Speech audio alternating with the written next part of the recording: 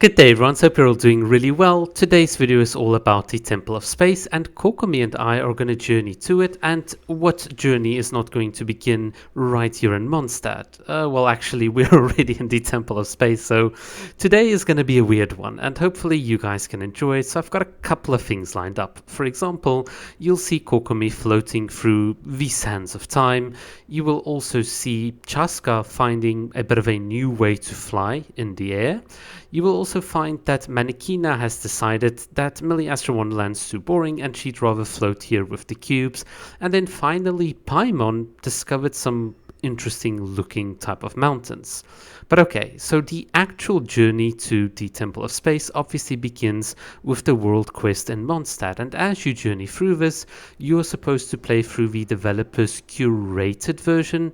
You can see now just here in the background as we're floating with Lamine, you're supposed to go there. Oh, it looks so pretty, and well, no, people like me actually sequence break the game, and this is where my version of the Temple of Space is going to differ from your version. Basically, if you try and sequence break, as you saw there just in the background, the game is going to force teleport you back.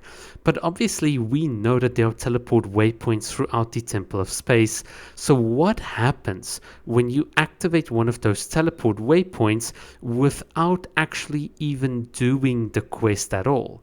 And you see, that is where the unique things happen. So basically, in my version of the Temple of Space, a lot of the certain things are not going to be loaded in because I haven't actually done the journey. So the game still thinks I'm going to be in Mondstadt, but that means I've got more or less like unrestricted access to the entire area. For example, some of the barriers, if you like fall through the clouds, those won't be active. Certain places, like I think this academy near this Leeway building, it's not going to fully load in, but that means we can do a lot of exploration. In fact, the version that I'm going to play of the Temple of Space is largely the same. It's mostly the stuff that's like way up in the clouds, like the Hall of Memories and stuff. You can't actually access that, but most of the other things you will be able to access. So how did I actually break the game? Well, basically there is a bit of a secret technique to teleporting, and the way we figured out how to do this is placing a teleporter waypoint, so we don't have to repeat the quest, because if you fail then and you exit the Temple of Space, you have to redo it from Mondstadt side. So the first thing is, well, put down a teleporter waypoint, so outside of what do you call it, the Temple of Space and Teyvat, you can teleport in, and then we use a bit of a special glitch which allows us to teleport to a couple of fixed places within any map. The scope of that glitch is beyond this video, but effectively we are on a very short timer to try and activate the teleport waypoint, because the moment we reconnect the internet, the game is going to force us back to the beginning of the Temple of Space, that area you're supposed to like stand that looks like the login screen. But because we've already now activated the teleport waypoint, the game is now kind of tricked into thinking, oh, you've unlocked the area and now you can play normally. So this is what's a bit different from my version and the version that you've played. But in any case, this just means the TLDR behind this is that we've got a lot more exploration freedom, and that is basically what today's very long video is going to be all about. Just seeing what is going to be under the map, what are the things that you would not normally be expected to see. So if you've already played 100% the map, maybe you'll see some new and cool things that you didn't see through a normal playthrough. So the first of them being is that under the King Deshret or whatever Sumru type of desert area, you kind of get this very weird place, and it's just so beautiful. So once you go inside the boundaries, and look, I haven't played through the normal Temple of Space, so I don't know what I'm even supposed to be looking at here, but you get to this really cool area, and it just looks like with the background footage, like you're stuck in space and time, and you have this very ethereal effect which just looks so good. I'm obviously speeding up the footage because otherwise you're going to sit here for over an hour, but I just found it very interesting. And obviously the bottom here, I don't know if you're supposed to even be able to reach it, but obviously there is no real bottom, so Kokomi, well, there's only Kokomi's bottom, and you're just kind of like sliding around, which is interesting. I don't know what this place is about, but damn, it is one of my favorite places in terms of looks. The other place that I think a lot of people know about is the big area of hell. So basically, underneath the majority of the Temple of Space, if you go down, you see a big ring. And as you keep on flying or falling down further and further, as I'm doing here with Manakina, you'll get to the apathic interval, or I just call it hell, the place with all the cubes, and then you can see the big claw, like Toy Story, the claw, the hand. Okay, well, so you get to this area, and it's a very, very cool area. Basically, there is this little really cool place here. There's an invisible cube, like a, what do you call it, shrine of depth kind of vibe, so you can't actually go into that. And then obviously if you fall down, the game will teleport you back, but in my case I'm using what we call an out of bounds glitch that effectively disables some of the teleporters in the map. So this allowed me to fall through the map, and basically you have this bottom here. So how this big giant red area works like hell is that there is this, as you can see, grid, what do you call it, red grid all around the map as a kind of sphere. And then obviously here at the bottom you can see Manakina's like kind of touching the edge, and this is the playable area that you're supposed to be in. Now ordinarily you're not supposed to fall through the cubes. If you try and fall through the cubes, the game will do a quick client-side teleport and just place you back onto the map. But in our case, we can fall through it, and you can just see how the underside of the map looks. It's like very, very cool. I'm not going to show you the overworld or the normal map, because I think most people have already seen it. And then also alternatively, if you get to this place from a different angle, you can see it without the dark skybox effect. So for those of you that are interested, this is just for a bit of completeness sake. That's how the map looks, and the moment you enter that red barrier, boom, the entire skybox and the map changes. And if you fall down further enough, look at that, you'll just be teleported back, as I alluded to earlier. I did talk about the little cube in the middle, and one of the things we found was that if you use the moth and you fall back like all the way down from the top of a map, you can actually enter into this cube area, and if you try and release your character, you will actually be ejected. You'll be forcibly like pushed to the side, so you can't actually normally stand there with your character, which is pretty interesting in and of itself. Okay, so enough about hell. Let's talk about heaven.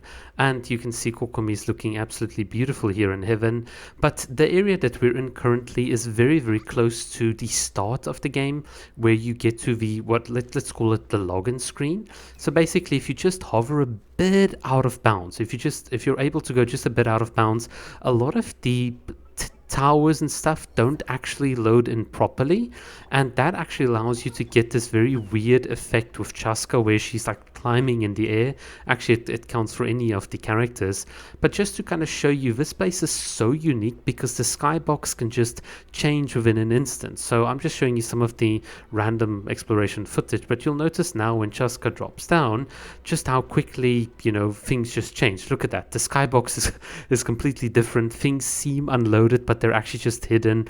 So the Genshin devs did a lot of work to give you different perspectives and to give you a very cool playthrough experience if you play the map normally. So as you can see, there's where I'm at on the map. So it's really awesome. I think the amount of effort that they put in is just like absolutely phenomenal. So that's why I love doing this out of bounds stuff, because you kind of get to see a bit behind the scenes, and it actually makes you really appreciate that the devs really do cook when they make the map. Okay, so speaking about cooking, this is the leeway area.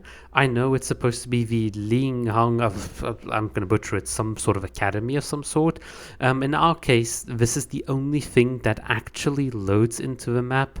So if you haven't gotten the chance, I don't know how it works in the normal Temple of Space, but this is just kind of a normal building in the middle of nowhere. And then there's a lot of water. So the thing that we like about water in Genshin is that the devs gave us a character that can infinitely walk on water, and they didn't think that people would be able to abuse it like in the way we're doing it. So that's just yeah, it's really, really fun. But in any case, so as I was walking here with Farina, I wanted to go to the little mountain there at the back. I found the little Paimon trying to stop me, and then I said, well, hey Paimon, why don't you just come along with me on the journey? So as I was walking here with Farina, I was like, yeah, let's push Paimon around, and then I forgot to refresh my E, so I'm pretty stupid. In any case, that didn't stop me from going beyond the Paimon barrier. And effectively, I was like wondering, if we get to these mountains, what's going to happen? Is there a placeholder? Is there an actual physical object? Or as we saw in the Zabai video, which you guys kind of, if you've watched my channel, one of the things we noted is that with placeholder images like these, if you get too close, basically it's just gonna go and disappear. So what you'll see in just a bit as Farina goes further and further out, the image just completely goes. So it's just a random skybox placeholder, and if you go too far off the map, then effectively the water ends and you're just like the skybox just changes to a normal skybox. There's really nothing beyond this if you go too far out of bounds, so nothing interesting to report. The one thing that was interesting to me, however, was just being like, okay, I'm gonna just drown here with Farina and I'm just gonna give up. And then I had a bit of a thought, well, maybe we can take some cool pictures here with Paimon. And as you can see, as I'm cycling and toggling through the map, nothing basically works when you die out of bounds in this little weird state. We've covered this on the channel before. But what is interesting is when I started playing with the Elemental Insight, I found that you can just get this very cool way of toggling against the background and the mountains. And then I had the bright idea to put Paimon in here and just like kind of give you this effect of, oh, it's Paimon only, and she is now going to look at the mountain. So that's how I did the beginning of the video, which is pretty cool.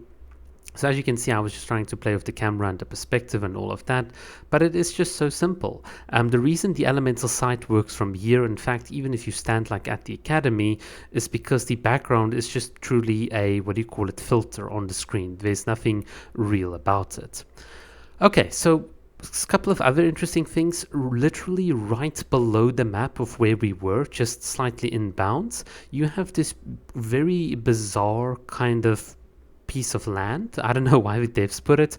I tried going through it. There's nothing in between it, but it's a very beautiful area. I think the lighting on Kokomi looks really well. So I've stayed at Kokomi more than I've admitted to, but yeah, she just looked really beautiful with this lighting and the little soft colors like complementing her hair and all of that. But in any case, so what I found in this dark area was a very peculiar place, and once again, I don't know what the significance is. I don't know how this is supposed to look when you play through it normally. Is this just a quest, a place that you teleport to and then go back? I've got no idea, but I found a bunch of people looking really sad. They're running and so on, so I decided to give them a jellyfish and be like, okay, let's explore the rest of this place. And by the way, you can also now understand how the Genshin's lighting system works. They actually bake the light into the objects rather than having a light source illuminate onto it. So that's one of the interesting little things you notice when you go a lot out of bounds. You just have these apparent light sources coming from the middle of nowhere. Okay, speaking of light, let's go all the way and see the beautiful illuminated, what do you call it, Temple of Space from the top. So I had to do my due diligence, and obviously, yeah, I've got a habit of killing Kokomi randomly, but so here in the Temple of Space, what I wanted to do was also go as high up as possible. I know there are teleporter waypoints that are even higher, but they don't load in on this version of the map. We've tried it, a couple of other glitches have already explored it, so we know there is nothing if you don't play the game normally, but I had to do my due diligence, go as high as possible, and just see what is up here. Is there something interesting? Is there something cool? A random piece of map that just loads in? And well, basically, I didn't really find anything interesting in the sky, except that it looks really beautiful. So I must say, the area itself is just like gorgeous. So the devs, once again, I think with regards to playable maps, this is probably one of my favorites, and you can definitely see the amount of effort put in. Now, of course, the one other thing that I had to do was try and see how far outside of the map we can get. So what you'll see here are just two attempts from me trying to go as far out into the Paimon barrier as possible. You can break the Paimon barrier and then teleport this far out, but I mean, generally speaking, it's not worth all of that hassle, and trust me, it is a bit of a big hassle. Maybe I'll do a follow-up video on how you actually go out of bounds. But in any case, one of the things that I wanted to do was kind of set up a teleport waypoint in the overworld, as you can see here, to try and go as far out into the temple space as possible, because I really wanted to see how the map is constructed. Is it just going to be a cloud field that goes on forever, or is it, as I suspect, there's like a very definite boundary? And yes, we can see that there is basically like a big square of clouds around the map, and beyond that there will literally be nothing. And that was kind of interesting. And I also suspect that if you go too far out, for instance, even if you do break the Paimon barrier, if you go too far out, you'll hit a death barrier, and then basically your character will be down. So it was just interesting, and I just wanted to also see, would there be any interesting or weird kind of skybox changes, but I didn't really see any of that.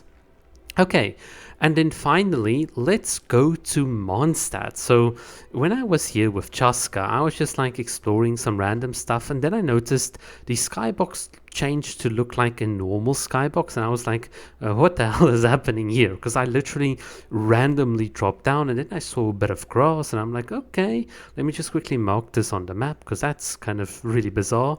And then Mondstadt loaded in, and I was like, whoa. So maybe, I don't know, is there something that happens here in the normal like quest and stuff? Because it was just like so uncanny to me. And then what I kind of thought in my head was, maybe this isn't a quest area because things aren't really polished, they're not really properly loaded in. So unless they had like a very close up examination of you as a traveler somewhere here, like for instance you pointing to a waterfall, or like at a place away from the water, maybe that could work. But I didn't really understand what the purpose was of putting Mondstadt here. But in any case, this is where we started the video, so let's go on a bit of an exploration journey. So yes, Kokomi, let's go. Okay, there we go. Now that's the Kokomi we want. There in the background, if you can see it, there is Faceless Paimon, and now her face loads in. I don't know what that's all about. But basically, where Paimon is standing here is the kind of Paimon barrier. So I had to employ a special technique, once again, to break the Paimon barrier as we did earlier. And I just wanted to see what is beyond here, because it looks like the normal start of the game. You have the water, you have the lilies, but the water is missing. You have the ground missing. Oops. So that would have been a bit of a disaster if we went down there. So yeah, you can definitely tell this is an incomplete build or replica or copy of the map. And there is just an entire grass field. So the question then I had was, well, if I go into that grass field, will more of the map actually load in? Because this is like a very natural question that you'd want to ask. And I kind of suspected that it would not be the case. So I decided to travel up the cliff and then start going into the grassy field. So there you can see we're just going in all the way. There is a Temple of Space in the background. The map deloads or unloads, deloads. I've invented a new word. But very interestingly, you can see that the grass keeps on continuing. So it's almost like they had a replica of the overworld, and for some reason the foliage just is there, but there's nothing else. And I did check this a couple of times. There really is nothing that loads, but I don't know why the devs put this here, but this keeps on going for quite a bit of a while. So I found that to be very, very interesting. But okay, so I think, you know, with everything we've done today, we've definitely explored a side of the Temple of Space that is very, very unique. And I was very, very curious to see what are all the things that we could get to. So I'm very confident to say that with as far as I've gotten in terms of the exploration, I've basically covered most of the map. You probably saw all the little map markers that I had as well. I tried to really trace from the top to the bottom everywhere in the map. And also you can see like doing my homework to try and see is there anything hidden by trying to play and mess with the timer. So there are many different ways when you go out of bounds. There are many different techniques that you can use to survey the map, but everything that I've shown you in this video is what I was able to find. So maybe someone else can find something else in the future. And I'll just end off here with a bit of a overview, like flying on the Mondstadt part of the map, so you can just kind of get a sense for how this area kind of looks and so on.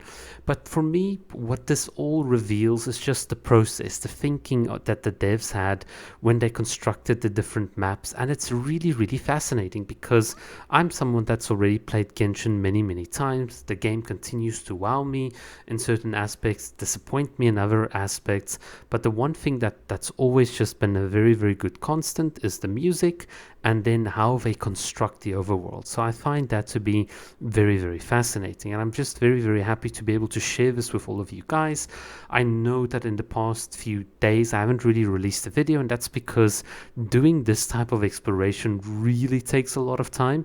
I think it took me about 6-7 hours to properly do everything, and I'm now, as we're currently speaking, busy with a normal playthrough of the map. So definitely some other out of bounds shenanigans that'll come up in future videos, so do look forward to that. But yeah, let me know what you thought about this video. I know it's a bit of a longer video, but there was so much content, and I thought, well, maybe it's better to not split up the content into many little small mini videos.